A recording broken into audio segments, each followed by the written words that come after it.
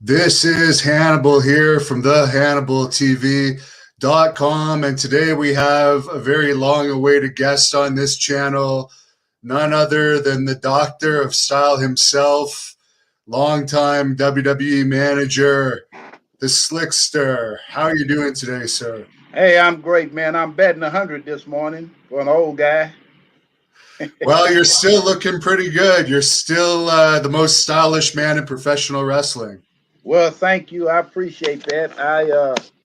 I take a little pride in that. Yes, I certainly do. Uh, and let me thank you for having me. And I've watched some of your work, and I'm a great admirer of your projection and your work, professionalism. Well, I appreciate it. And we recently had Akeem on, also known as the One Man Gang, and he spoke very highly of you, and he's the one that put us in contact. Well, I'm grateful. We talk about two, maybe three times a week, and he doesn't really like to talk a lot, but he'll call me sometime, or I call him, uh, and we go back and forth. And then sometimes we may talk a couple of hours talking about the past and talking about the present, talking about the ones that have gone on to the other side that we miss. And so, but we're pretty close, yeah. Yeah, speaking of which, Paul Orndorff just passed away, which is another one lost, 71, but that's still young. Well, yes, and I was sorry to hear about Paul. Paul was a great performer and an even greater guy.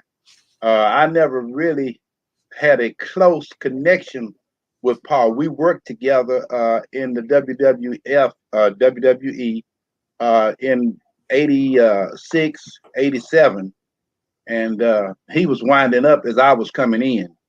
But I always had great rapport with him, but we were just never really close friends or anything like that. But he was a great guy to my knowledge. Yeah, I actually watched last night your WWE debut where Don Morocco was having a little interview segment and you came on, but we'll get into that later. But you were Okay, looking sharp there too. thank you. That's my thing. If you're not blessed with the face, then you got to take it someplace else. Well, a lot of people don't know that your dad was a famous wrestler. What was it like growing up with a father in the wrestling business? Well, see, that's the thing, and I would, you know, there are so many of us that are second generation, but from my perspective, I don't, you don't see your father as a superstar that other people do. You just know that's dad, and so I really never got caught up too much with his status. It just our relationship. That's what I focused on, and I understood his career and how he had to make a living. So that I never had any two issues like that. Was it hard having a father that was on the road all the time? Because in those days, working the territories, I guess, unless you followed him from territory to territory, I guess he would have been away a lot. Well, yeah, but you get used to it. I don't know. I'm a different kind of guy than a lot of other people. Uh, I roll with the circumstance, and the people who are most successful in life are people who learn how to adjust. So I adjusted to that because he already felt bad enough being away. So I didn't want to add to that by being a burden by acting like a brat or something. So I adjusted. It wasn't. I mean, it wasn't all that terrible. And then we had a great living. You know what I mean? I heard another interview that you did with Sean Mooney recently, I guess in recent years, not that recently, but you Mm-hmm. mentioned that you were preaching since you were 9 years old. That's awful young to start preaching. How did you get started so young? I actually got started so young in our Sunday school class, and you know, at the end of classes, how they have a summary of the lesson. And when it would come my time, it was like I'd be preaching, you know, and people would come from other classes, even adults, and say, "Man, look at this kid," you know, and he's only 9 years old. And that's when I started having my visions and started receiving my calling. So that's how I knew. Were you shy getting up there in front of the crowds and preaching the gospel at such a young age? No, I was born for it. I You know, see. just like in WWE, if you notice, and I don't know whether you remember, I'm sorry about that background noise. Outside, there's a crew, construction crew working outside, and I can't contain that noise. But anyway, getting back to what we said, a lot of time if they had time problems or something, they would send me out like comedians do, you know, to address the crowd to kill time.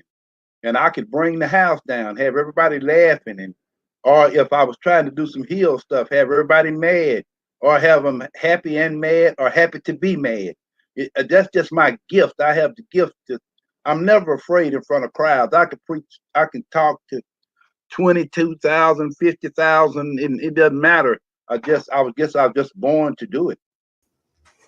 And there's a few people on here asking who your dad was exactly. And I was going to get into that in the wrestling part. But for those that don't know, Rufus R.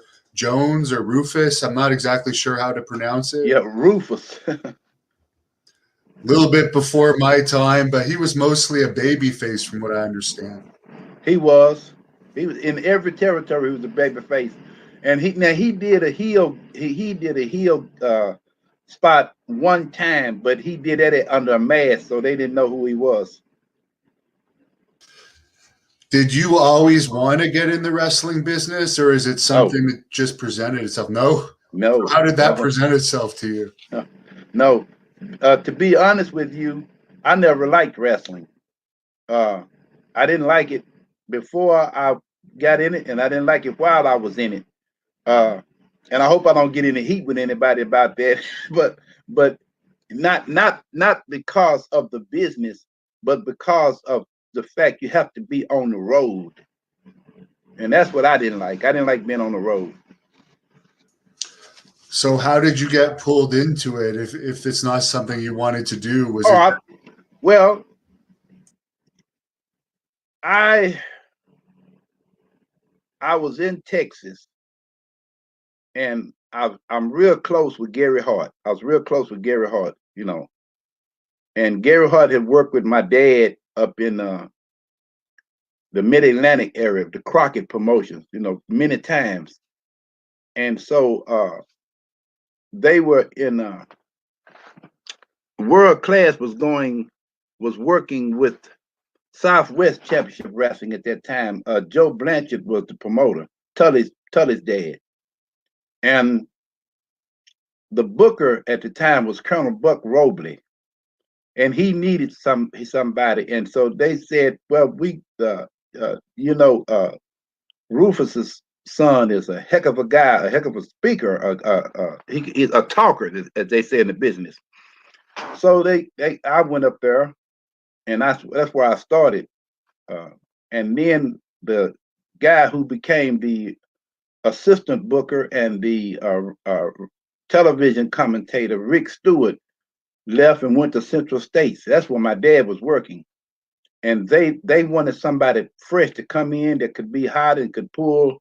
And at that time, there were no black managers, although there had been some before me, but there were none at that time in the business, and there had never been one on a national level or international level. So that's how I got into it, really. So you wouldn't have had that much training. The training would have been on the job. It was on the job. I didn't know too much of anything when I started. When I started with Southwest, I was really green, and I don't know if you remember Bruiser Bob Sweet Tan. Yes. Yeah, Sweet Tan, he took me under his wing because he was close with my dad. And then uh, Buck Robley, they started teaching me. And so that's how I started learning.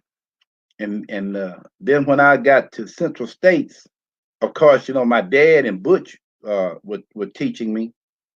And so, and then Bruiser Brody, I was real close with him. And he taught me a lot too. So when I got to the WWE, I was still relatively green, but I knew enough uh, to make my way. And then that's when Dory Funk Jr. and Bobby Heenan, and for some reason, and I thank God today for it, Bobby Heenan loved me. And Bobby wasn't the kind of guy just take to people. So I was fortunate that for some reason he just really took a liking to me. So he and Dory Funk Jr. and then Jimmy Hart, Jimmy Hart and I were very, very close. They all started teaching me, and different people. I don't know, I've never had enemies in the business. And so I was fortunate that people took me under their wing, but especially Dory Funk Jr. and Bobby the Brain Heenan. I understand that one of the first people you managed was Sid when he was playing the Lord Humongous character. He went Yeah. on to become a big superstar, probably never reached his full potential. But what was your experience like with him? Well, at that time, I was not doing house shows. I was only doing television. So I never got to be around him other than at the TV studios doing the promos and television, the television shows. But he was always a nice guy and very quiet. He very seldom ever said anything to my recollection. I see. Now, you mentioned about the Kansas City territory. Who was the one that actually brought you to Kansas City? And would have been one of your career highlights, working with your father, feuding against him? Yeah, I loved it. It was beautiful, especially when we had to hit him. Like whenever we're doing a spot, where we had to hit him. Oh, I really enjoyed that when when I could put in a leg or something. Boy, I got a big kick out of that. But Bob Geigel brought me in. He was a promoter, and Bulldog Bob Brown, he was a booker. Now, as far as Bruiser Brody, who you knew, I guess, in that territory as well, I heard you say that there was some talk of you bringing Bruiser Brody into WWE as his manager. Could you explain that a little bit? Yeah, but before I do that, can I elaborate on Bruiser Brody just Oh, yeah, of briefly? course. Bruiser Brody was a terrific guy, but he was stiff. You know what I mean when I say that. And we did this thing in Kansas City where, I had been so outrageous as a heel. And so they had this thing where there was a cage match and against Bulldog Bob Brown, who I was managing, and Brody. And so at that time, I weighed like 151 pounds. And they had a little smaller cage outside the ring that they kept me in. And if Bulldog Bob Brown lost that match, then I had to get in the ring with Brody. I was in tights and everything, and it was hilarious because I was so skinny. So, I had went. Bob Brown lost the match, and I had to get in there with Brody. I was scared to death because he was so stiff, But boy, he was really kind. I really appreciated him. I loved Brody, and so now to answer your question, Brody wanted to go to New York to Vince with me as his manager and he as a heel. And so that's what he wanted. But Butch Reed, I had already committed to go with Butch Reed. I wish I could have been able to go with both of them. That would have been tremendous, I think. Yeah, because that may have saved his life ultimately if that had worked out. Exactly. He would have been in New York and not in Puerto Rico where he was murdered. Yeah. What are your thoughts on that situation? It's despicable. Such a deplorable act, an egregious act, and the guy got away with it. That's what's so heart wrenching and heartbreaking. It's just fair murder. But see, Frank, uh, Bruiser, that's his name, Frank. Frank was a really tough guy. I mean, tough, and he could be a bit of a bully. I love him, but the truth is the truth.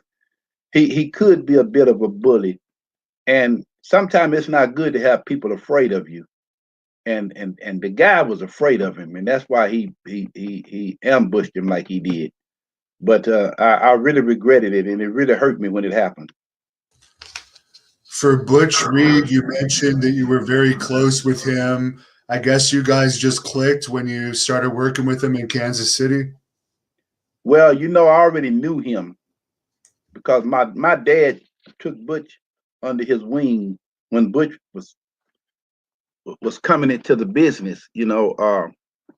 Butch is a Missouri native, and when my dad moved there, he lived in Kansas City, and he took Butch under his wing. So Butch and I were close. We just like brothers. And he'll tell anybody he would tell anybody that how close we are. And as a matter of fact, the WWE didn't want me because I'm so tall. And so Butch was adamant. He said, "Well, if you want me to come, I'll come, but I want him." And so Vince didn't want me. And so Vince had me to come to Greenwich, Connecticut to his office and sit down and have a talk with him. And he told me to my face that he didn't want me because I was so tall. And he said, "But I'm going to give you since Butch is so adamant, and then I've looked at some of your work, and I want to give you a chance to convince me uh, that I should hire you." Well, that was all I needed to hear, brother. You're gonna let me talk. It's all over. So I did a promo on Vince. When I finished, he said, "Yeah," and that's the end of the story. I was hired. I understand that you started the slick gimmick in Kansas City. Is that true, or were you using that earlier on? No, that's not true. I started it in Texas, in San Antonio, at the Southwest promotion. I tell you who gave me that name. See, my name was Silky Slim because I'm 6'4", but I didn't weigh but like 150 pounds, 151 pounds. So I watched this movie. I think it's Let's Do It Again. I believe it was, and the character in there's name was Silky Slim. I said that would fit me. So when I went to Southwest, uh, I told him I wanted my name to be Silky Slim. Well, Buck Robley didn't like that, and he said, "Nah, I don't like that." And he said, uh, "You're a slick guy. That's it. We're gonna call you Slick." So that's that's where my name came from. Now, the Doctor of Style, I created that in Kansas City. So I was because everybody they was this, like I'm such and such and so and so the like Shawn Michaels. I'm Shawn Michaels, the Heartbreak Kid. I'm this one that I'm Kerry Von Erich, the modern day warrior. So I said, well, I'm gonna give myself something extra too. So I said, I'm Slick, and since I wear suits every day, I'm the Doctor of Style. So that's how that came about. In the territory days for the pay for a manager, was it comparable to a wrestler's pay? Would you repeat that? It was the pay in the territories for a manager in the territory days comparable to the pay a wrestler would get. Yeah, yeah. Now, well, and I don't, we probably don't need to go too deep into those pay scales because some guys probably be upset with us about that. Yeah, But I put it to you like this: you know that the pay scale is on the A team, B team, C team. So you know what I mean? The A team, like the main event, then the semi main, then the preliminaries. That's how the pay scale is. So the manager is on one of those scales, and I'll put it like that. I see. And as far as when you brought Butch into the WWE, how were you accepted in the dressing room back there? How was the environment compared to the territories you had worked? Now I understand why you said when I brought Butch in, because they brought me in before Butch came to manage the Iron Sheik and Nikolai Volkov. Right. But And Hercules, right? yeah, so I understand why you said when I brought Butch in, but the truth of the matter is Butch brought me in. I went in before he did because they needed me. But see, I owe everything, in my opinion, to my WWE career to Butch Reed. And I want to always make sure that I give him that credit because he's my brother. He was my friend. I loved him dearly. And if it were not for Butch Reed, I want everybody to know that. If it were not for Butch Reed, I would never have had a WWE career. Now, my talent sustained me while I was there, but my entry into the WWE was because of Butch Reed being adamant with Vincent K. McMahon and saying, "This is who I want, and I don't want." They wanted Bobo Brazil's brother, I was told. They wanted they yeah, and even Ernie Ladd was against me coming in, and he and my dad and Butch Reed are very close. But he because he said I just wasn't ready. I didn't have the experience. So let me give some props to Ernie Ladd because when I came in, he recognized my talent and he pulled me to the side one day and he said, "Listen, boy," he said, "you don't know what you're doing, and that's okay. I'm going to help you, and I'm gonna talk to some other people that will help you." And then he said, "Remember two things. You're going to be successful here because you have God and you have me." I never forgot that from Ernie. That meant the world to me because as when Butch did his interview with you, if you remember, he referred to Ernie as a learning tree. And there are so many of us who were successful because of the things that Ernie taught us about the business and about how to get over. So I always want to give him his props. But Butch Reed was my friend and my brother, and if it were not for him, I would not have been in the WWE. Why didn't it work out for Butch in WWE? He mentioned in that interview it was because of a missed date, and that caused his whole Intercontinental title run to be canceled. Is that what you recall as well? I'd like to take a stick and hit him right in the head sometime. I say that playfully. Butch, man, I don't want to say anything at all negative against Butch. He's dead. He couldn't do anything to me about it if I did. But I just love him so much. But Butch had his way. And if Ron Simmons were here, if Teddy Long was here, we are all good friends. They would tell you the same thing. Butch was just Butch. He was stubborn. He had his way. And I really don't even want to say this, but it is the truth. And if one man game were if we were side by side doing this interview together, he would laugh, but he would tell you the same thing. Kamala would tell you the same thing. Butch was just crazy. Butch, he didn't care if he made a town or not. I mean, if he didn't have a ride, he'd just sit there until somebody came. All that type of a thing. And well, when you get to the WWE, man, you got to be at the top of your game with professionalism. And so that was some of the thing. And then Butch is kind of was a really tough guy too. And agents and things like that, they wasn't too quick to go up to him to fuss at him about something because he was salty, and then he was tough, Butch was strong, so I'm trying to be as euphemistic as I possibly can about my buddy, but my buddy had his ways that were not professional. How about that? That's So cleaning it there up. was more leading up to it, in other words, than just one missed date. Oh yeah, of course. And then you take that for instance. Man, he cost us a ton of money. He cost me and him a ton of money because that's why we were there for him to become the Intercontinental Champion. That's why they dyed his hair blonde and all that type of thing. But I don't know. That's my brother, and I love him, man. I've got to ask you about Butch's feud with Billy Graham. I believe that was one of Billy Graham's last Madison Square Garden sellouts. Yeah, let me tell you about that. Because sometimes I would become a mark, and I didn't want to do that. But that was just some people, and Billy Graham was one of them.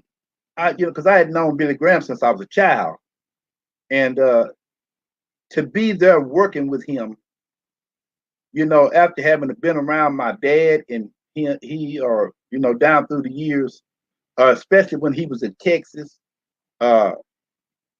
when Gary Hart had him in Texas, and I would be backstage with him, and to have had the opportunity to be in a ring with him and to actually be running a program and to have a spot to run an angle. I was on cloud nine, superstar Billy Graham. And Billy is a great guy. I mean, a great guy with a great personality. Yeah, really sweet person.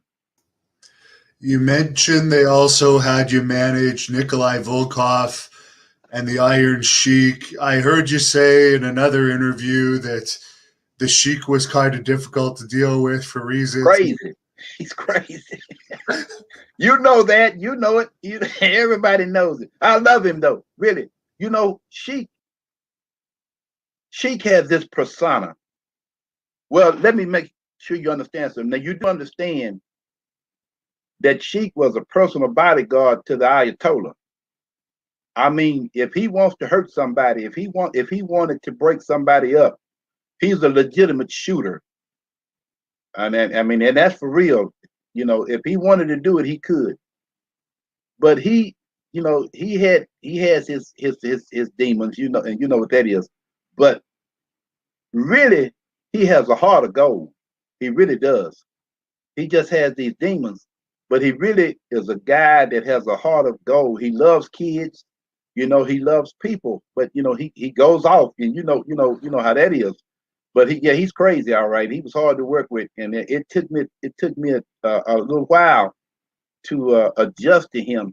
But I have that type of personality that I win friends because I understand the value of relationships. So I made it my business to win his respect and his friendship, and that's what I did. Even to this day, if he sees me now, he'll grab me and hug me. So and we overcame whatever different personality conflict we may have had through friendship. Now, Nikolai Volkov, on the other hand, I just don't know if God ever made a better person in this world than Nikolai Volkov. One of the greatest people I've ever had the pleasure of knowing in my life. And his death devastated me because he was a health freak.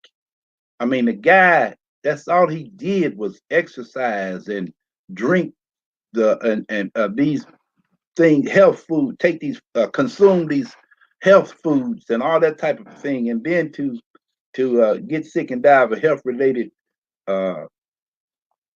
illness, I was just devastated. But what a great guy he was, I'm telling you. Yeah, I'll never forget that I interviewed Nikolai just a few months before he passed, and he was telling me in that interview he was worried about the Iron Sheik and his health. And then never would I have guessed that Nikolai, who was talking to me about being a vegetarian in that same interview, would have passed first. And it seems like Boris Zukov was similar. In what way?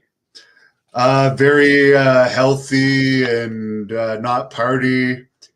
Maybe he changed now from what he was back then, but I interviewed Boris recently and oh, okay. I'm sorry. I misunderstood what you said when you said maybe Boris Zukov the same way. I was thinking I thought you meant that he had Oh passed no, away. Yeah.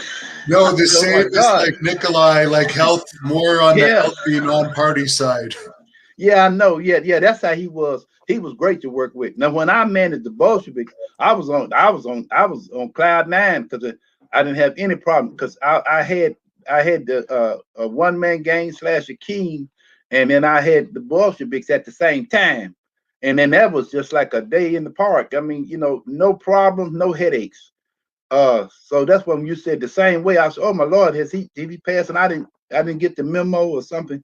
But yeah, man, I was about to be upset the rest of this interview He's because doing Boris is a great. great, great, great guy, man. I'm telling you, he was a very friendly guy, very nice guy, moral guy. Like Nikolai. Nikolai is a very moral guy. Yeah, He's driving truck now and doing fine. yeah, He looks a lot different though. yeah, yeah. It's been like 5 years now since I've seen him. You, on the other hand, look very similar. Someone even says, "Put your back on WWE TV." I think that I don't think you have any interest in that anymore. Hey, if a contract come around that's right, I'll regain some interest. Yeah.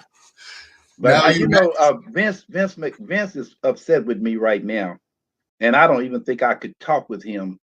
But I know Vince. He'll cool off, and one day we'll get to run into each other, and I'll get a chance to put my charm on him. He'll be okay.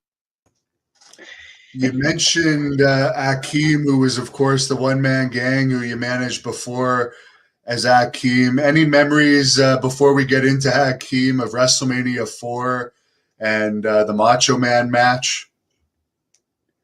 Help, help, help, You help. ended up getting avalanched by one-man gang in that match. It was at Trump Plaza. Yeah, you know how it is, man. Yeah, It's been so many matches. I can't remember what. Sometimes I see things on YouTube, and I say, "Oh boy, I had forgotten about that." Because you're working day in and day out. 12 months. Uh, you take especially in 86, 87, and 88, 89. Man, we could be on the road 30, 40 days at a time. That's night after night. So you just forget some of the matches. But I do remember us being at the Trump Plaza, I think for two of the WrestleManias, if I remember, maybe 4 and 5. I can't really remember. yeah. But the Macho Man was great to work with too, because he set up a lot of spots for you, so people could get into what you were doing and not just leave you out on the floor. He was a great friend of mine as well too. Yeah. But anyway, I guess I'm not really answering your question, and I apologize for that because I just can't remember the match. I'm sorry. It's okay. The question I know you wanted to address, and it came up a lot from the fans, was you had some discrepancies with how One Man Gang told me the story of how he became Akeem. And a lot of people think you were against that idea and it may have offended you, but you have the true story. So we'll let you tell it on how One Man Gang became Akeem. I should pick up my cell phone now and call Gang while we're doing this interview because he and I have talked about that 3 or 4 times now. And he said, "Man, you know what? You're right. That the way you're saying that is exactly what happened." He said, "I'm sorry, I just forgot." And see, the whole Akeem idea came from me. It didn't come from Vince McMahon. I went to, and I believe we were in Indianapolis doing TV in Indianapolis, Indiana. And if it wasn't, then it was in where Notre Dame is, of South Bend, Indiana, one of the two.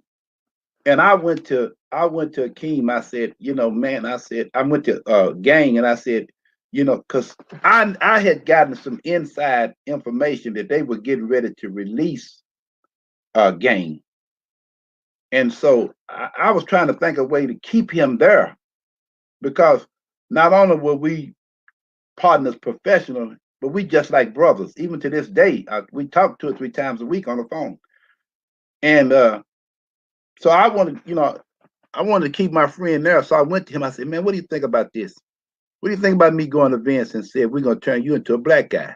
We're going to say you from Africa. You're a black man now. We're going to, dress you up in black clothes, and you start talking what we say is talk black, you know how that goes. And he said, well, hey man, go forward. So I went to Vince with the idea, and I went to Pat Patterson, and they loved it. They screamed, oh yeah, yeah. When Vince gets excited, that's what he does. And so that's when Vince went to George and said to him, this is this is his idea that Slick brought to me. This is what we're gonna do. And he said, so you better learn how to start dancing and jiving and going on. And so that added a couple of more years to his career in the WWE. So that's how that came about. And before he was Akeem, he feuded with Hulk Hogan as One Man Gang. What was that like going on the road with Hulk during his peak years? Brother, and I would imagine Akeem said, a Gang said the same thing. The intensity, the energy, the electricity when Hogan was on the card was so great, phenomenal. It's nothing like it. And when you do something to Hogan, the people react. If you're choking him or pulling his tights or holding his leg, they act with such venom. And it makes you know, as a heel, you have done your job. But it's indescribable in many ways, just how the excitement of being on the card with Hogan. And of course, when you're on the card with Hogan, that means you're on the A team. And I was proud to be as inexperienced as I had been coming in, to have learned quickly how to do. And I won everybody's respect. That's the one thing that I'm proud of. And Hogan was such a great guy too. I love Hogan. So it was just a wonderful experience. And Gang, in my opinion, and I'm going to go on record as saying this, with no disrespect to Bundy, no disrespect to Bam Bam Bigelow, no disrespect to Andre the Giant or any other big man, but in my humble opinion, Gang is the very best big man in the business. I heard you say that there may have been some heat, I guess, because Gang had a 3-year-old kid, and during his feud with Hogan, he asked for some time off, and you feel that they could have held that against him, even though they didn't go out and outward say it, but they may have secretly held that against him. Well, I'm gonna put a scenario out here for you. Everybody in the WWE at that time loaned for a run with Hogan. That's your money. That's man, we were making, oh my God, we were making money. I say this affectionately because it's a joke between Gang and I. It's what we called each other, okay? That big dummy. Now, if he comes on and he'll tell you, I'm getting ready to say this about Slick, it's just a joke, it's what we do with each other. And he'll say, that big dummy. He starts complaining that, we're working too many days. Well, I was saying the same thing because I had young kids too, but we were just saying that to each other. Boy, before I knew it, he said something to Vince about it. Well, at first he said something to Huck. And so Huck said, well, I'll say something to Vince. So when he did, they cut some of our dates. That's taking money out of my pocket and taking money out of his too. So we talk about that. And Gang is such a great guy. Do you know he actually apologized to me for that? I did not know that. Yeah, he did. He apologized to me. And I didn't feel like he owed me an apology. He was doing his thing. But he did. He apologized to me for that. even after we were out of the business, he said, "Man, I just wasn't thinking." He's saying, "What me doing that affected you as well as it affected me, and I'm just so sorry." And I appreciate that, but he didn't have to do that because I had other guys, like they put me in. Hercules did some spots with him. Butch Reed did some spots, and then I got the long run with the Big Boss Man. We did 3 rounds, so but I just thought it said much about George's character that he would apologize. But yet, I always said, and he and I have discussed this, and that they held it against him because they started to squash him after that. Like even when he was with the Twin Towers, he had to always be the one to take the fall. It's just they abused him. They abused him bad. And I said, boy, golly, whew, man. You mentioned being on the road for the house show runs with Bossman and Hogan multiple times in the same towns and so forth. How did they decide when they would use managers on house shows and when they wouldn't? Because I remember as a kid, I would always wonder at house shows. I know Canada's different, but a lot of the times they wouldn't send the managers to the house shows. Well, let me explain this. You got to look at who the managers were that they didn't send. They didn't send Freddie Blassie. They didn't send Lou Albano. You see what I'm saying? Those guys were up in age, and they only had television contracts because they couldn't travel on the road anymore. But I was 29 when I went to the WWE, so there's no way I wasn't going to be on the road. Jimmy Hart was a young man; he was on the road, and I'm trying to think who else. Now, I don't think Bobby was on the road. He only had a television contract. Yeah, and Sherry, I remember some of the time when she was with Savage, they wouldn't actually send her with him for whatever reason. I don't know why. But and then now listen, I'm only playing because if some of the boys see this, I wouldn't want them to think I'm trying to be a prima donna. I'm only kidding now when I'm getting ready to say, one of the reasons they had me on the road because I was so good. That's a joke. I'm just kidding. That might explain why they didn't send Lanny Poffo on the road, by the way. I never remember them sending Lanny when he was a manager. No comment.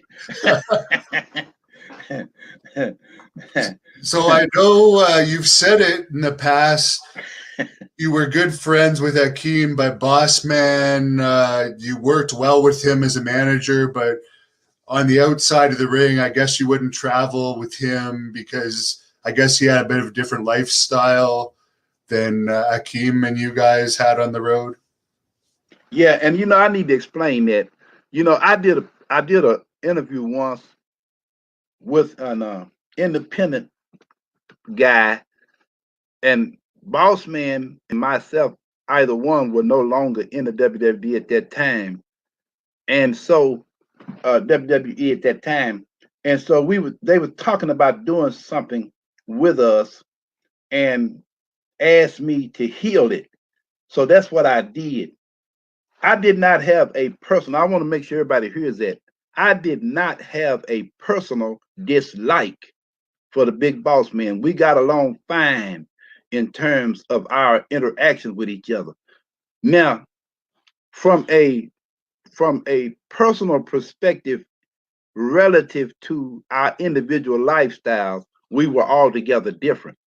So he didn't travel with me, and I didn't travel with him because he was going to had different activities that he was going to do in a town when we got there, and I had activities of staying in my room all day watching TV until time to go to the show, or going to the movies, or going bowling, because I went bowling every day on the road.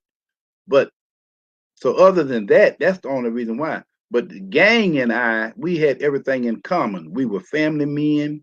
We want to talk to our wives. We want to talk to our kids. We want to go eat. We want to get some rest. We didn't smoke. We didn't drink. We didn't do any of those things. And so that's how that is. I want people to understand that. As far as the Jive Soul Bro song that everybody loves, the fans are all commenting on it as we're talking. How did they approach you with doing that theme song? You know that that song was a part of the Power Driver album. Yes. So all of us that he chose to perform on that, we had to go to the studios, and they just gave each one of us a song. You know, you have some people that think I wrote Jive Soul Bro. I didn't write it, and I certainly don't know anything about music. Now I know how to read music because I play saxophone a little bit. I know how to read music, but I'm not a musician. So uh, and I forget now. Get the guy's last name was Wolf, but he wrote the song, and Oh, they David took me Wolf. to David yeah, Wolf. yeah, right, and they took me to the studio and gave me the lyrics, gave me the tune, told me how to do it, and I catch on very well, and so uh, thankfully it was a hit. Yeah, it's had great longevity. And did you come up with the dance too, or was that something Akeem came up with as far as the dance he did? I know you must have had your own dance moves. Yeah, he came up with his, and I came up with mine. That's how that goes. Any memories of the music video? I remember, I remember that we couldn't do it all at one time, and so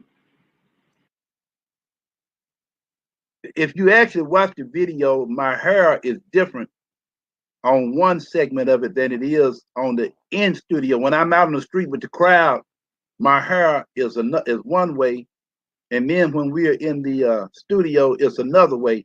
And I didn't like that. But, you know, they caught me off guard that particular day to go in to do it. But other than that, is everything was beautiful. Did you expect the song to become such a hit when you did it, or were you just thinking this is just another track on the album? Yeah, no, I never expected it to have the popularity nor the longevity that it has had, because I thought I was horrible, because I'm not a rapper or anything like that. I can sing, but I sing in church. You know, I'm a church guy, and I sing in church when I preach or when I finish preaching, but I don't do that very often, probably not that well either. So no, I was really surprised. But you know, the song has really been it has really received great reviews. I'll say that much. Were you at all concerned being a minister or preacher? In that music video, they really do kind of portray you as a pimp more so than even you were as a manager, because you're out on the streets walking like the stereotypical pimp would walk and so forth. Were you at all concerned that that might affect your credibility as a preacher? No, because the people know me. You know, I was their pastor. They have interaction with me on a daily basis. They know the difference between a character and between me, Kenneth. Uh, you know, my Slick is a character. On my driver's license, there's no mention of a Slick. You know what I mean? And so the people who interact with me all the time, they know my character, they know who I am, and so that they, you know, it would never problem. I never had any problems in my congregation behind it at all. Of course, the big feud with the Twin Towers was with the Mega Powers. You were part of when the Mega Powers exploded. Any memories of that feud and being part of that legendary angle?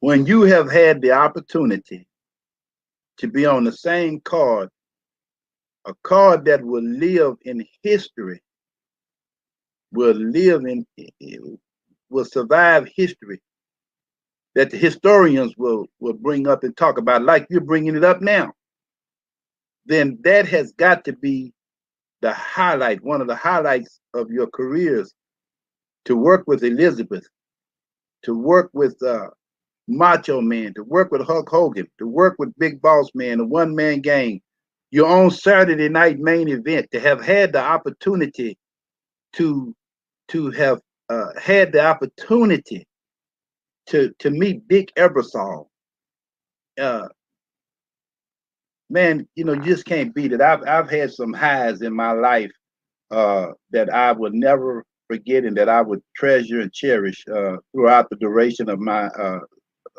sojourn on this earth. That match with the Twin Powers and the Mega Powers from Saturday Night Main Event is actually the first wrestling match I ever saw, and that's what made me a wrestling fan. And they couldn't have done it without you guys. Well, thank you. I appreciate you saying that. That makes it even more rewarding is when someone like you or some fan comes and said, you know, you made my childhood, you brought me joy, you were a great entertainer, then I really appreciate that. And I have very rarely been on the streets, even in my career, where people walked up to me, even during the days of kayfabe, where people walked up to me and disliked me. They always would say something, you know, I love your character. And then sometimes now I see different sites on the internet. People are talking about me, talking about my career, and somebody will say, well, I met Slick in the airport. He was such a nice guy. I just couldn't believe he was so nice. I really appreciate that. And that makes me feel good because that's how I want to be remembered. I want to be remembered as a class act. I want to be remembered as a nice guy. I want to be remembered as a guy who respected the fans. You know, you got some guys in this business that treat the fans horribly. They don't want to take pictures with them. They don't want to be bothered. They don't. I never had that attitude because the fans pay our salaries.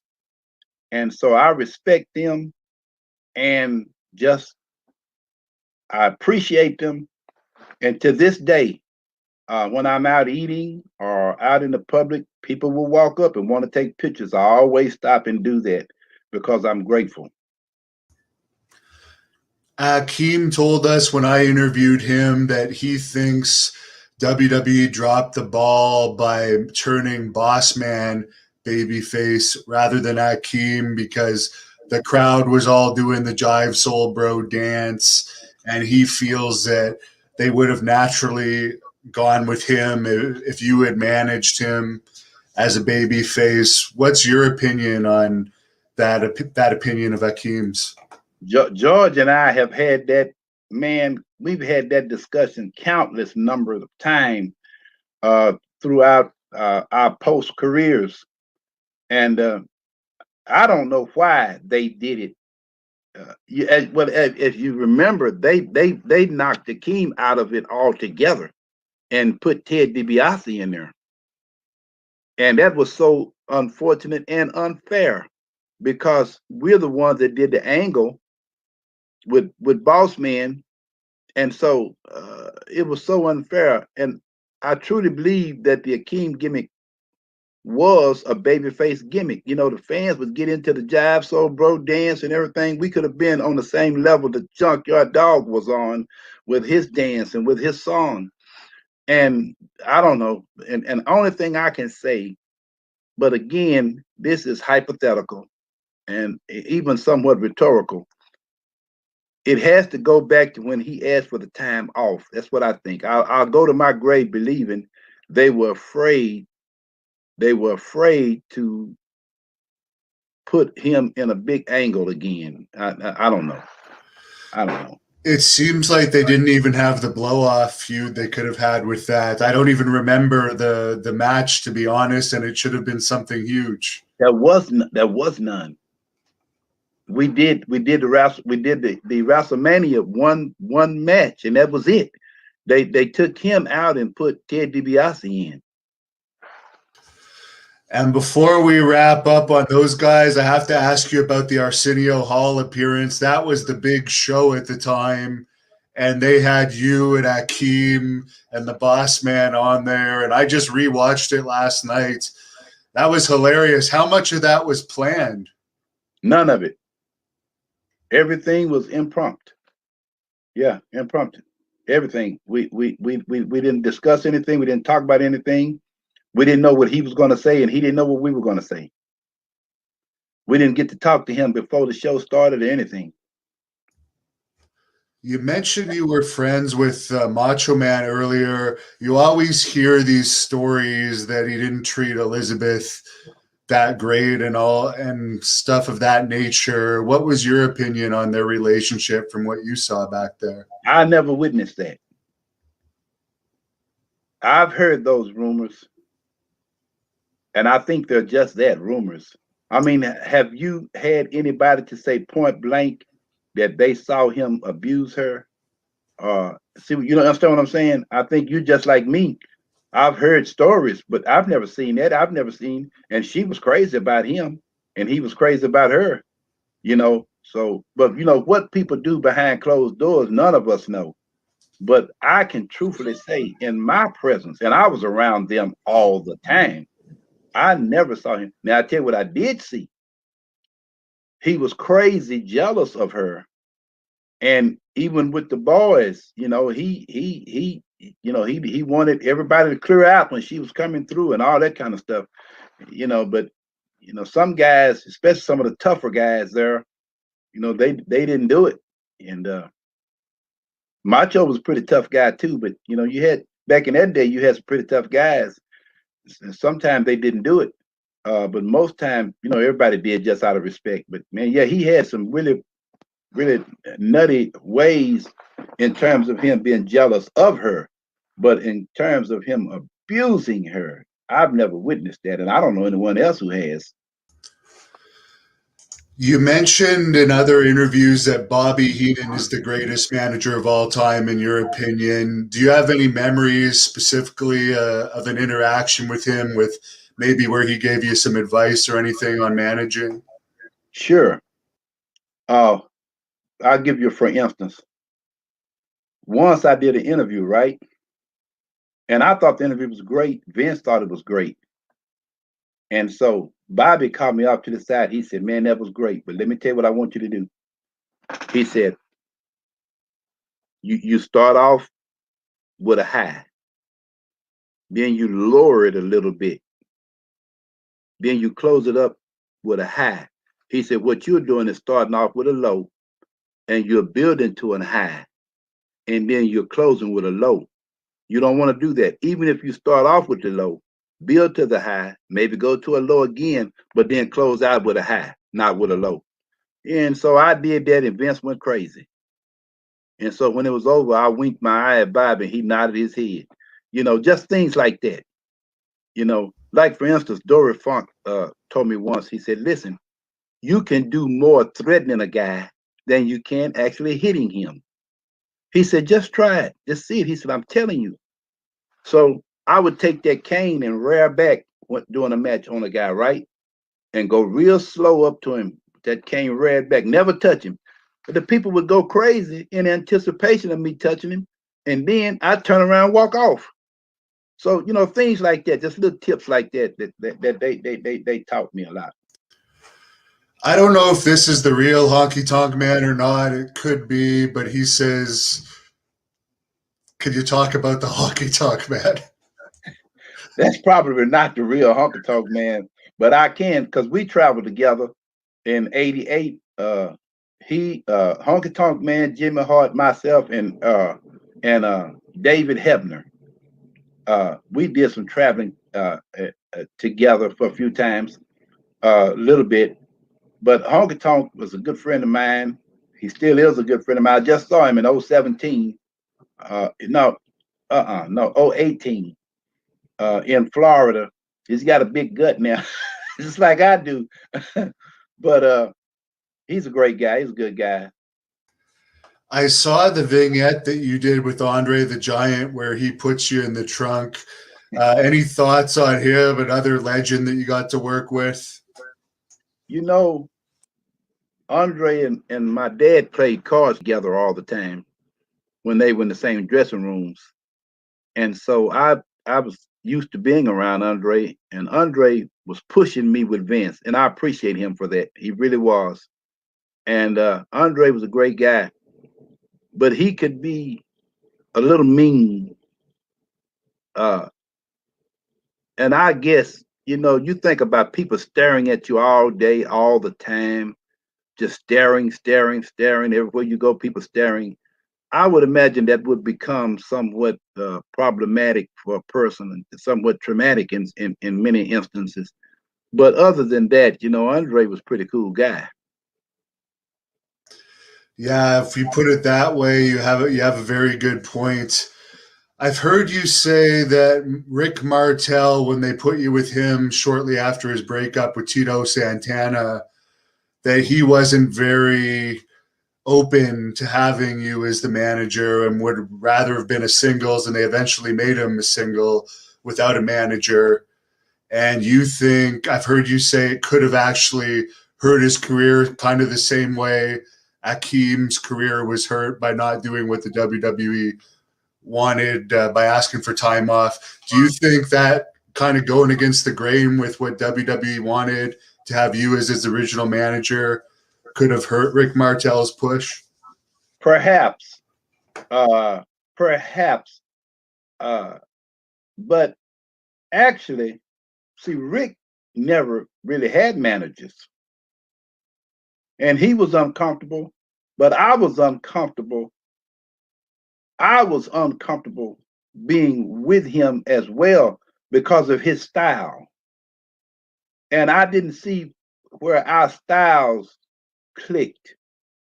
But I wasn't going to say anything because I knew to keep my mouth shut.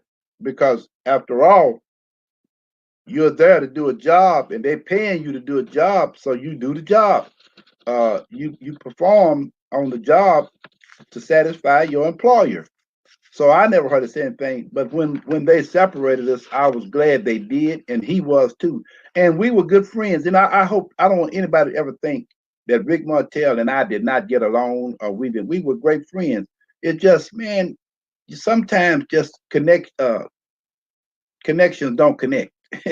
and it just, our styles just were altogether different. I think that's what I think. I don't know. Well, he's doing fine now, from what I understand, but doesn't want anything to do with wrestling anymore. He saved his money well, and I think he's in real estate in Quebec Yeah. City. Man, he'd be surprised how many guys that used to be in the business don't want anything to do with it. Man, I don't know, it's crazy. For Power and Glory, when they put you with Hercules and Paul Roma, how did you get along with them? You've already worked with Hercules earlier on, another guy that passed away really young, sadly. Oh, man, my gosh, yeah. When I say Hercules was Hercules, he was Hercules. That was one of the strongest guys I've ever been around. But he was a gentle person. We got along perfect. Paul Roma was a perfect gentleman. We got along perfect. I don't know why they split that team up. I don't even know why they didn't give them a bigger run. I don't know. Who knows? Man, it's hard to say. Because I thought, for instance, and I'm not trying to change the subject matter. See, I thought that the Twin Towers should have had the tag belts. I really did. Well, the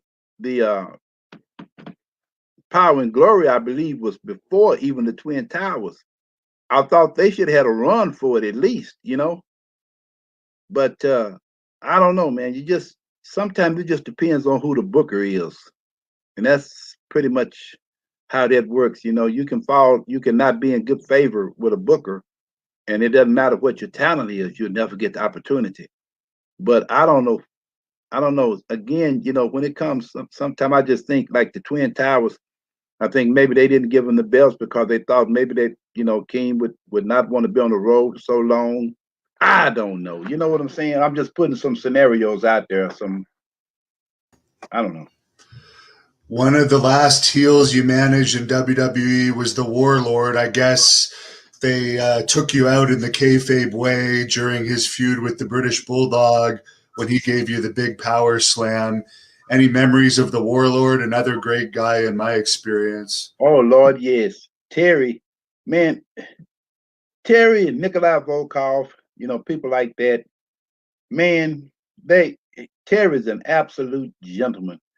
And as big and strong and muscular and powerful as he is, you would think that he would be somebody that would intimidate people. The guy's a sweetheart, man. I loved working with him. Never any problems. If when it was time to do a promo, you go get him and say, "Hey, man," and they want us over there in 5 minutes. He'd be over there in 4. You tell one man gang, they want us over there in 5 minutes. He'd be over there in 4. You tell Nikolai Volkov, Boris Zukov, they want us over there in 5 minutes. He'd be there in 4. But now Butch Reed, when that 5 minutes come, you got to go and get him. Iron Sheik, you have to go get him. Maybe you see what I'm saying? It's the difference in people. Although they still were great people, it's just that's the kind of guy Terry was. He was just a great guy. And of course, as I mentioned, you took the power bomb from Davey Boy Smith Jr. Hulk Hogan would beat you up all the time. With no formal training, did you just kind of try your best not to get hurt in those situations, or did someone actually teach you how to bump a little bit? Yeah, Haku. I had a match with Dusty Rhodes. One man gang, not one man gang. Big Boss Man broke his ankle. So on all of the house shows that he was on, I had to take his place, working against Dusty Rhodes. And the first time that I took a squash from Dusty Rhodes, it hurt me. It knocked all the wind out of me. So when I went back to the back, I was telling him, man, I said, God, that hurts. I said, I knocked all the wind. I couldn't even recover to do the rest of the spots. So that's when they started teaching me about, how you arch up like this when you're taking a squash or something. And that's when they started teaching me different things. So I started learning real quick, man, because I didn't want to get hurt. Well, I got to ask you more about those matches with Dusty Rhodes since you brought it up. I'd never heard about that. How was it working with him? Oh, it was great because I knew him. Being a second generation guy, you know how that is. People, and so, he understood my level of professionalism. And when I say my level, mean not high in terms of in-ring stuff. And so he didn't just try to take advantage of me. He made sure he protected me, and I really appreciate that. Did you ever have much interaction with the Ultimate Warrior? Every day. He was like a friend of mine. But I don't recall, and see, that's why I say, man, it's been so long. I don't remember if we worked against him. I can't remember if any of my guys worked against him. I can't remember it, but you always hear people either love him or hate him, it seems, backstage. So it's nice to hear someone else, because lately a lot of people have been bashing him in documentaries and so forth. So it's nice to hear someone else had a positive experience with him. Well, I can tell you why they bashed him. Jim had a heck of an ego. He thought a lot of himself. You feel me? Yeah. And some of the tougher guys didn't appreciate that. I remember once he said something smart, and Haku heard it. Brother, let me tell you something. You don't want to get Haku upset. That's the baddest man in the land.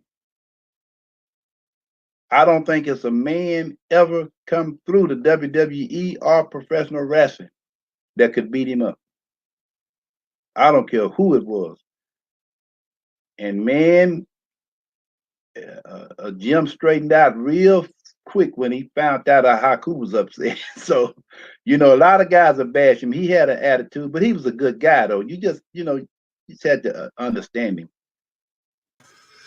Was there any particular reason that they wanted to have you injured? Did you ask for time off, or were they planning all along to give you a break and bring you back as a babyface? No, I didn't ask for time off. They gave me time off, but they were going to bring me back. So that's why they let me out with the injury rather than giving me an outright release.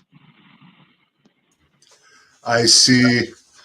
And I understand before you came back on screen, or maybe before you started actually managing on screen, you were doing some agenting backstage as well. No, I almost want to ask you, where did you get that from? It's in some reports that I read, so I'm glad. One of the reasons I like to do these is to clear this up for the record. No, I was never an agent. I wished I had been. I wished I was now. Call Vince and tell him to hire me as an agent. They'd rather hire the unsuccessful wrestlers as agents for some reason. I don't understand it.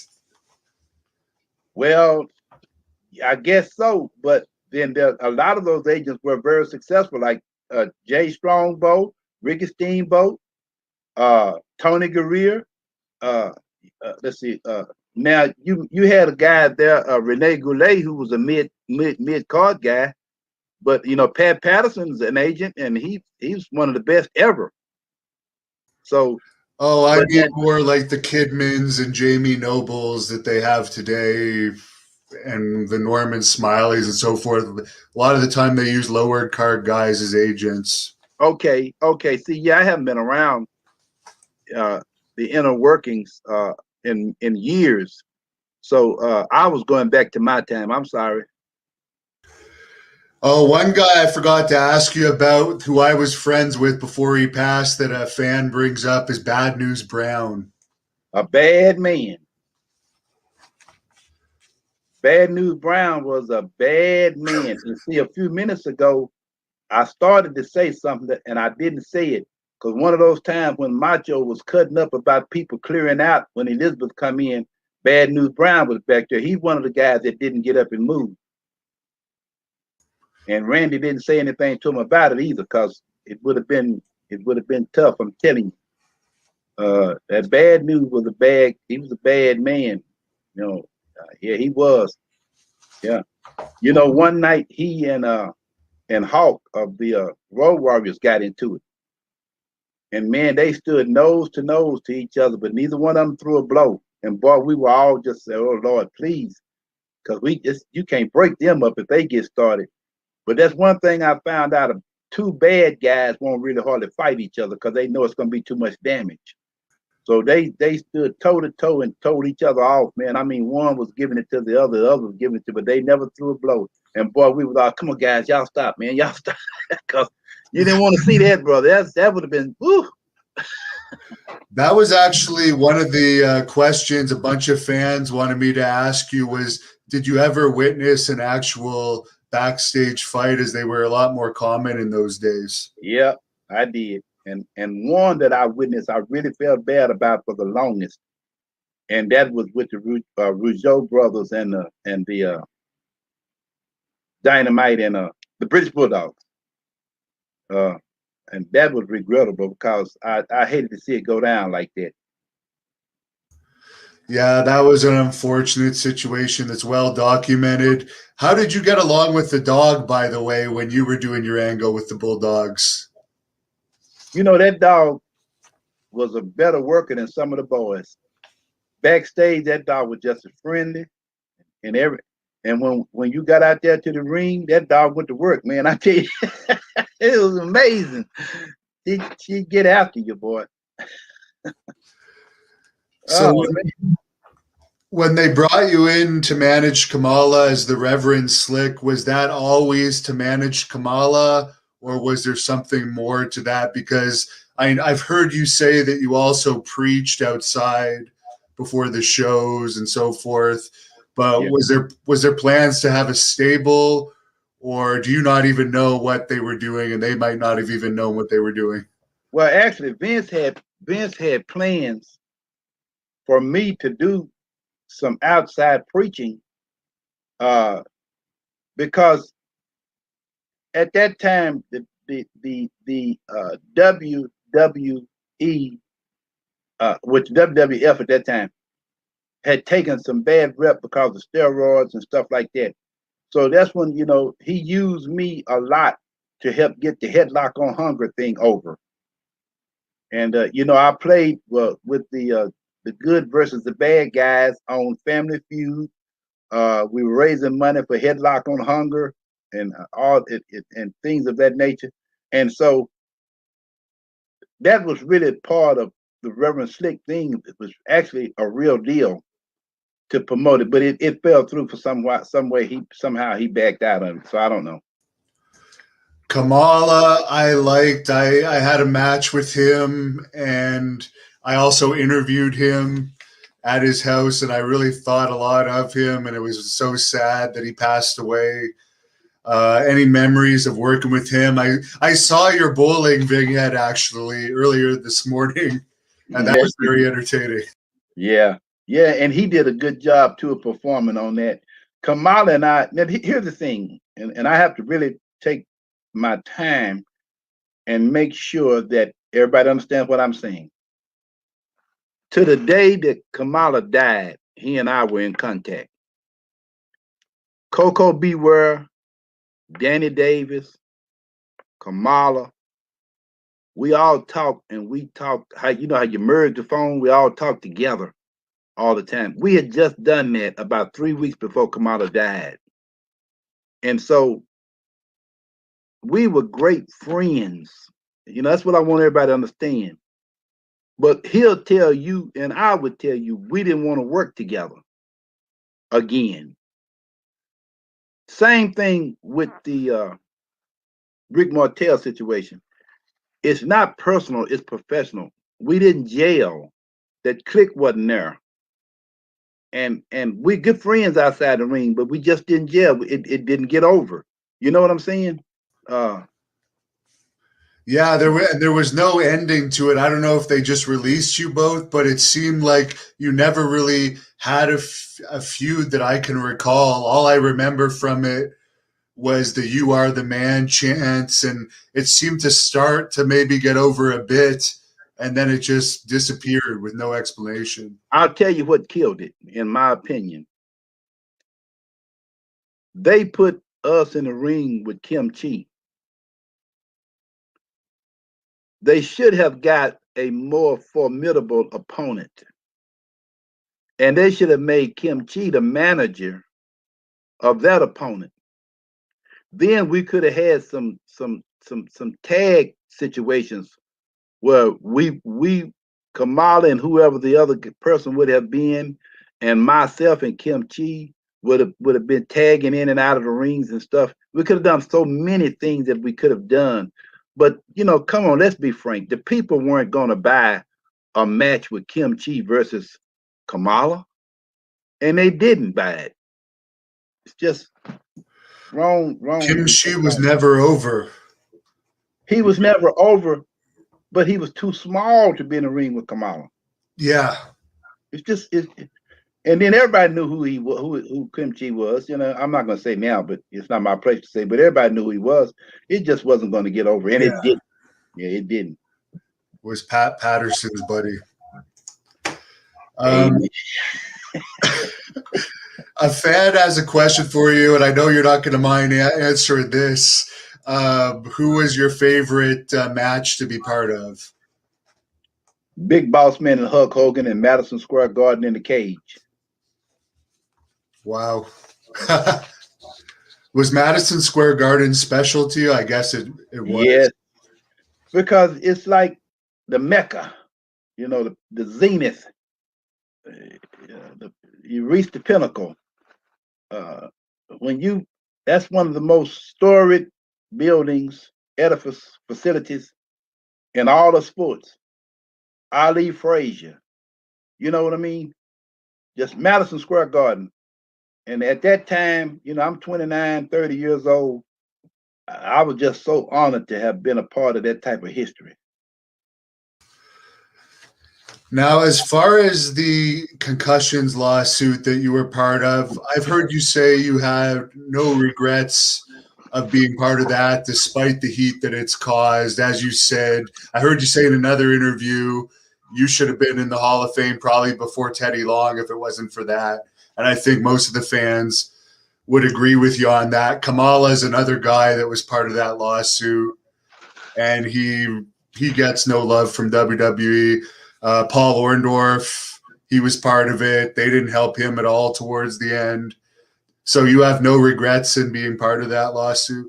No, none whatsoever, because my part was not the concussion part.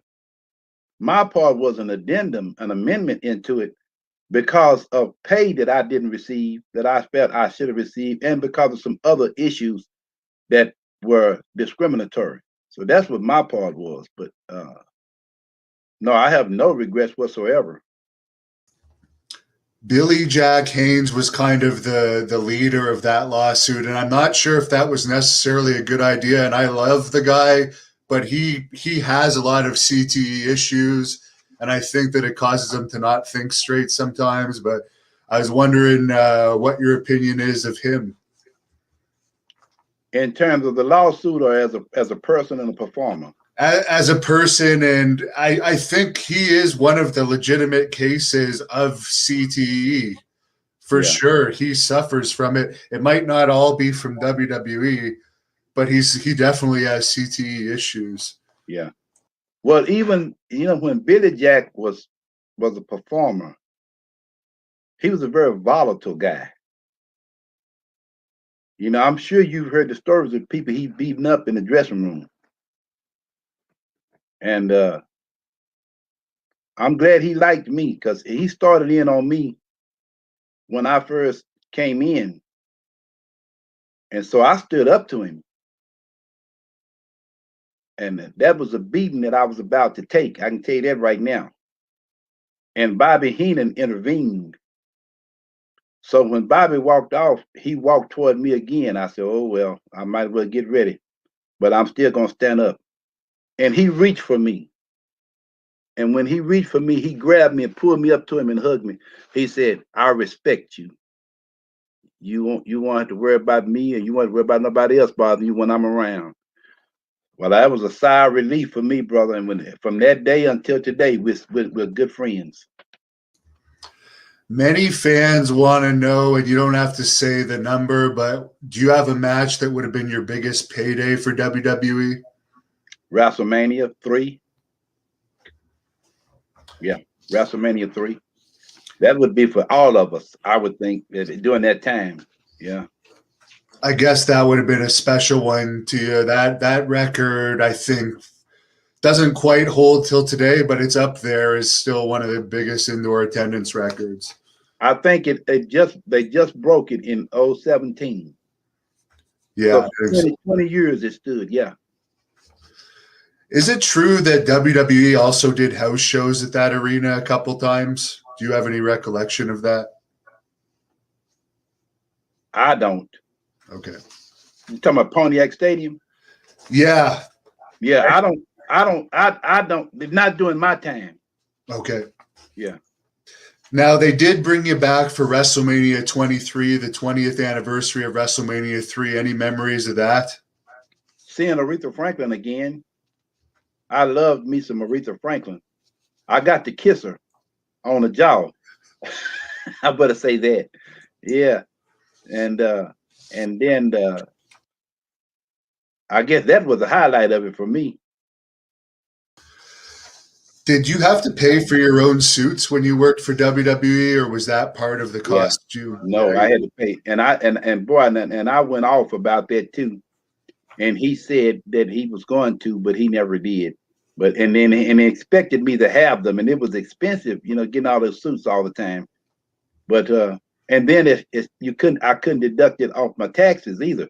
See, I wouldn't have mind so much if I could have deducted it on my taxes, but because they were things that you can wear in everyday life, it was not considered a uniform.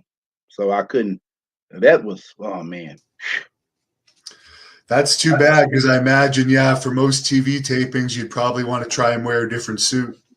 We had 6 TV tapings a month. So that's 6 new suits every month or so. Yeah. The one-man gang was saying the TV taping pay wasn't very much either, was it? It was less than house shows. If you ask me, it wasn't a pay. Because it was like $25, right? Something like that. $50. $50, yeah. Can you believe that? But you know what? Now I have to be fair now because I'm not one of those guys that's just sour, and I'm not a guy who dislikes Vince McMahon. I want to make that clear. I love Vince McMahon. I want to make that clear. I want everybody to know that I don't. I love Vince McMahon because he didn't have to hire me, and he did. And there were times that I was off for 4 or 5 months, and he paid me just like I was working. So, I love Vince McMahon. I want that to go on record that I love Vince McMahon. Now, I disagree with uh some of the things that he does, some of his actions, uh, of course. But just to get back to what we're saying, if he's the one that's paying for the TV is giving us notoriety. It's helping us to get over to make the money to draw the people to the house shows. I really can't say I blame him for not paying us a whole lot uh during the TV taping times. So I better leave that alone. I don't want no heat with the boys for saying that. But I mean, if you were the promoter, you putting up all the money for everything, I don't know, maybe, so to be fair to Vince, because Vince gets a bad rap a lot of time for things, but you have to respect the fact that he made a lot of millionaires, you know, and a lot of us he didn't make millionaires, but at least he put you in a position to be known and to be famous, and then you should go write a book. I'm getting ready to write a book now, which I should slap myself in the face because I should have written that book in '93 when I first left. I've been off TV now for 30 years, but a lot of people still know me and still remember me, and so I'm getting ready to write a book myself. So there are ways for us to make money, and he created that by giving us an avenue. So I don't say anything bad about Vince. I really don't. It's funny that for the whole COVID time, all the wrestlers had to do was about one or maybe two TV tapings a week, and they still got their pay. And they complained that WWE didn't want them doing Twitch and Cameo, but you guys would only get $25 for doing TV, and you had to travel all around the country plus do the full schedule. And they're making just as much today, if not more. Yeah, yeah. But speaking of today, you came back for Daniel Bryan's gimmick wedding segment with AJ Lee. Any memories of that? You were the preacher for that wedding. Yeah, I had a good time. One guy tried to start something with me, but it wasn't that bad. And that was Vader. You remember Vader? Oh, yes. Yeah, he tried to start something with me backstage, but I know how to deal with people. And before it was all over, I had the guy laughing. You know what I mean? But other than that, it was a very, very good experience. And I'll never forget Harley Race saw me and begged for me to come to him, and he hugged me and said how glad it was. And that made me feel, because Harley Race is the man. Harley Race and Ric Flair, they are the men. And so for Harley Race to acknowledge your career and to acknowledge you as a person, that kind of brought little tears to my eyes, really did. And Harley Race and my dad were great, great friends. And Harley Race was part owner of Central States. I don't know whether you knew that or not. And so he's one of the people that put his approval on me being hired there to get a chance. So that was a great experience. And then the little thing with Vader, I turned that around and I had the man laughing and shaking my hand. Yeah. What could he possibly have been upset with you over? Because I had a limp. I have diabetes, and I have problem with my ankle. And my ankle was swollen, and I have a limp.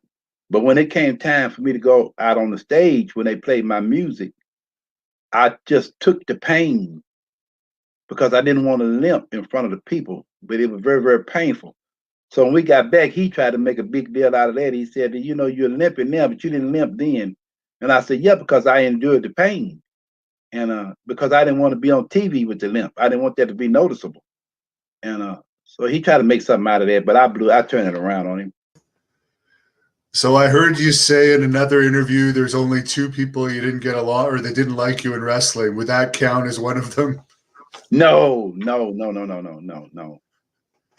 The one guy that didn't like me, and I've never mentioned his name.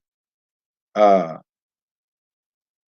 and so let me say this so I can't get a lawsuit in case he comes back and says, "Well, that's not true." Blah blah blah. So let me say it like this: in my opinion, the one of the two guys that didn't like me and that caused me a lot of problems was Blackjack Lancer.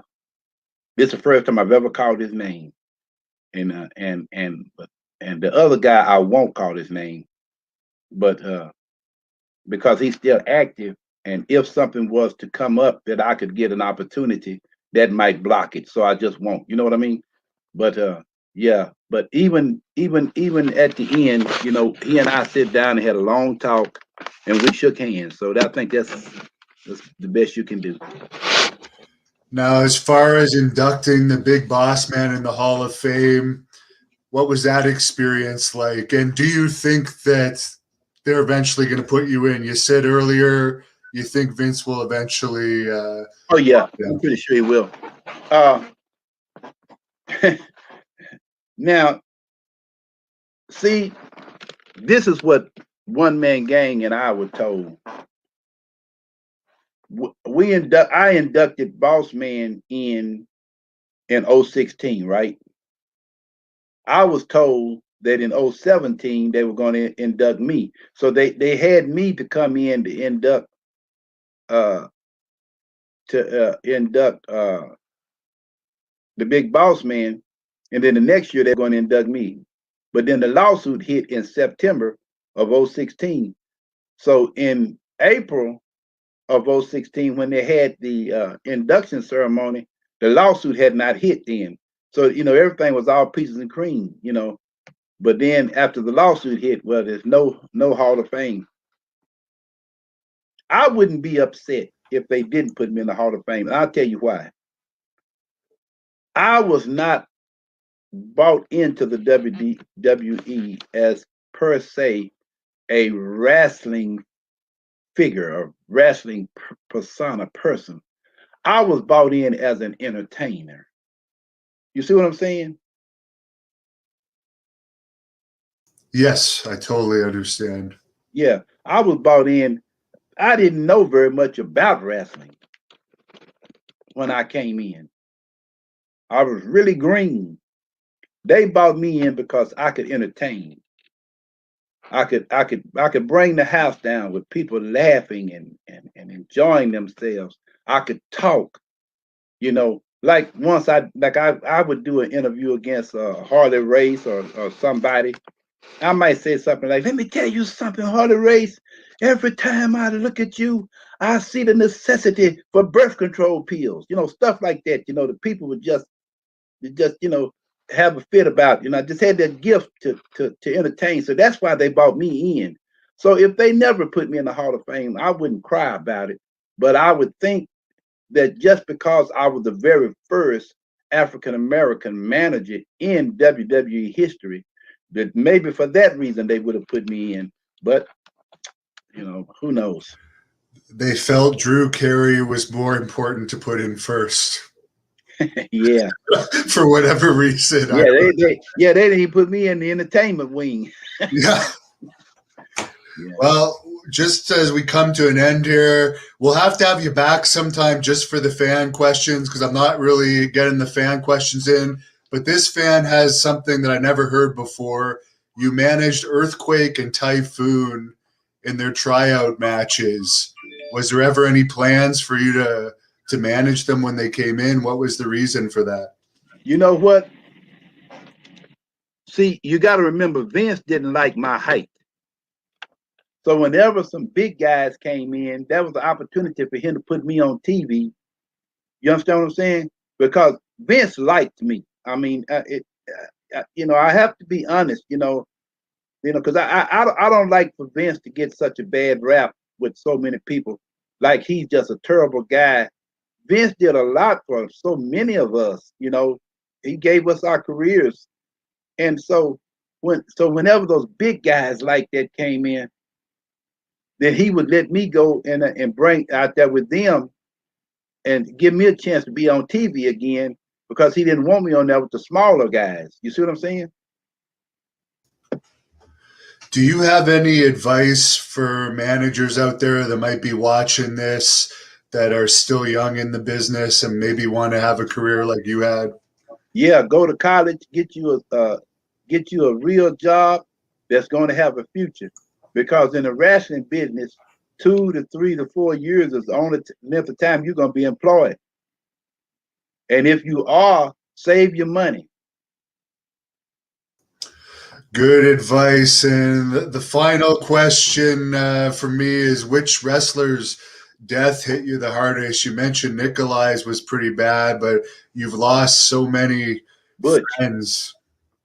Butch. Butch. And let me say this to you, Hannibal. It was because of you that I was able to reconnect with Butch, because I lost my phone, had all my numbers in it. And Butch, there's no telling how many different phones he had.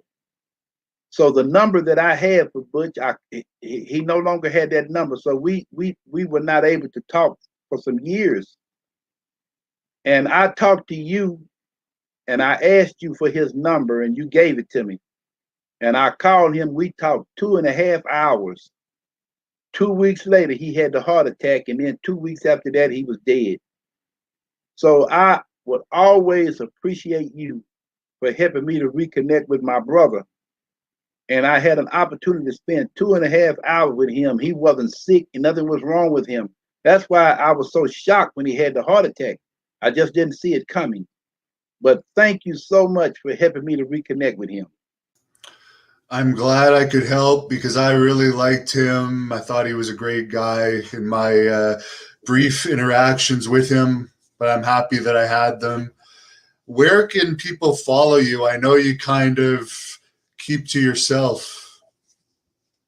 I have a website from my church, www.shiloh-baptist-church.org.